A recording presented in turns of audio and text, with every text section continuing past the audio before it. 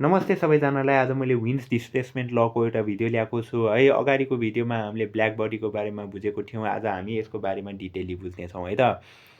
चाहे त्यो black body नै होस्, चाहे त्यो मेटालिक रडै होस्, चाहे त्यो नन मेटालिक मेटेरियलै होस्, जुनसुकै मटेरियलले पनि तिम्रो के गर्न सक्छ, रेडिएसनलाई इमिट गर्न सक्छ। ठिक छ, जुनसुकै मटेरियलले पनि तिम्रो रेडिएसनलाई चाहिँ इमिट गर्न सक्छ। बुझ्नुभयो नि। एट अ गिभन टेम्परेचर तिम्रो कुन टेम्परेचरमा कुन वेभलेन्थको रेडिएसनलाई चाहिँ इमिट गर्न सक्छ भन्ने चिज विन्स डिस्प्लेसमेन्ट लबाट बुझ्न सकिन्छ के। बुझ्नुभयो नि। ल, हामीले कुनै पनि मेटालिक रडलाई ततायौँ भने त्यो सुरुमा रातो कलर देखिन्छ हो, रातो कलरको रेडिएसन देखिन्छ हो। हुँदा हुँदै हुँदै तिम्रो येल्लो कलरको देखिन्छ, येल्लो, ब्लू अनि व्हाइट देखिन्छ क्या। अरू अरू कलर पनि छ, अहिले बुझाउनलाई मात्र हो है। यसरी चाहिँ तिमीले डिफ्रेन्ट डिफ्रेन्ट कलरको प्याटर्न चाहिँ देख्न सक्छौ क्या एट सर्टेन टेम्परेचर है। सर्टेन टेम्परेचरमा सर्टेन वेभलेन्थको रेडिएसनलाई चाहिँ तपाईँहरूले देख्न सक्नुहुन्छ। यही कुरा विन्स डिस्प्लेसमेन्ट लले भन्छ क्या। ठिक छ। अब यो कुरालाई हामी ग्राफिकल्ली पनि हेर्नेछौँ है त। ग्राफिकल्ली भन्नाले हामी यता चाहिँ टेम्परेचर र वेभलेन्थको ग्राफ लिनेछौँ है त।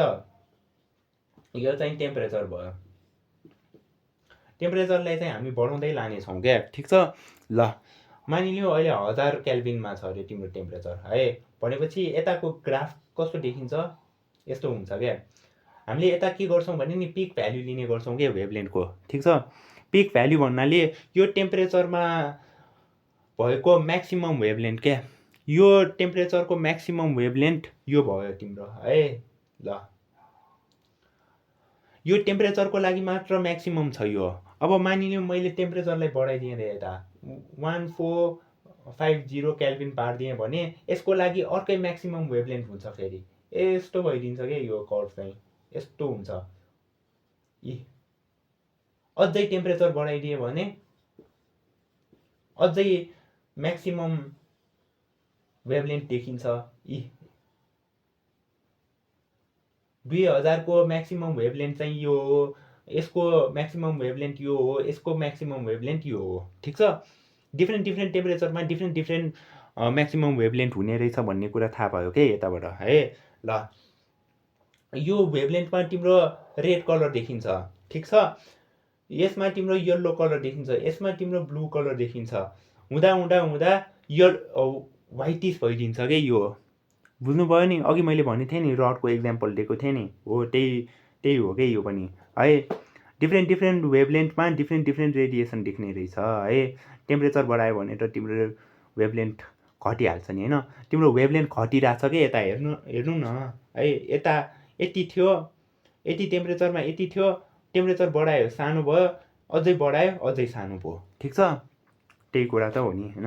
ल, अब तिम्रो वेभलेन्थ चाहिँ तिम्रो टेम्परेचरसँग इन्भर्सली प्रोपोर्सनल हुने रहेछ भन्ने कुरा यो विन्स डिस्प्लेसमेन्ट लले भन्छ क्या।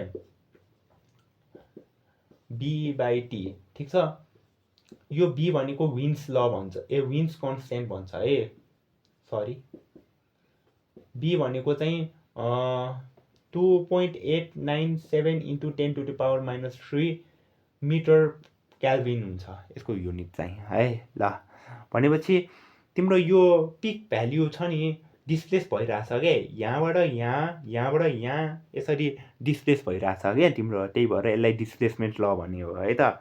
ल, यहाँबाट चाहिँ तिम्रो डिफ्रेन्ट डिफ्रेन्ट स्पेक्ट्रम देख्ने रहेछ क्या। एकचोटि रेड, एकचोटि येल्लो, एकचोटि ब्लू, ग्रिन, यसरी कलरको प्याटर्न चाहिँ देखिन्छ क्या। 7वटा कलरको प्याटर्नहरू देखिन्छ क्या। 7वटा कलर त तपाईँलाई थाहै छ नि होइन। भायोलेट, त्यो के हो नि होइन, मलाई पनि याद छैन, सो सरी है। ल, अब फिजिक्समा जति पनि ल बन्छ नि त्यसको एउटा न एउटा फेलर भइहाल्छ के। बुझ्नुभयो नि। यसको नि एउटा फेलर छ क्या। यसले छ नि सानो वेभलेन्थको लागि मात्र कुरा गरेको छ क्या, लामो वेभलेन्थको बारेमा कुरा गरेको छैन। यतापट्टिको वेभलेन्थको मात्र कुरा गरेको छ, यतापट्टिको गरे छैन। यताको मात्र गरिरहेछ यसले कुरा, यहाँको त गरेकै छैन नि। यहाँ भनेको तिम्रो म्याक्सिमम वेभलेन्थ छ नि त, म्याक्सिमम वेभलेन्थको त कुरा गरेकै छैन यसले, खोइ त कुरा गरेको हो कि होइन। त्यही भएर यहाँ यसको यो चाहिँ के भयो, फेल भयो क्या, बुझ्नुभयो नि। म्याक्सिमम वेभलेन्थको त कुरै गरेन नि, फेल भयो नि होइन। ल त्यही भएर यो ल चाहिँ यता फेल भयो क्या, बुझ्नुभयो नि। यसले जस्ट ल्याम्डा र टेम्परेचर बिचको रिलेसनलाई मात्र देखाउँछ क्या। सो यसरी नै पढ्दै गर्नु होला, धन्यवाद।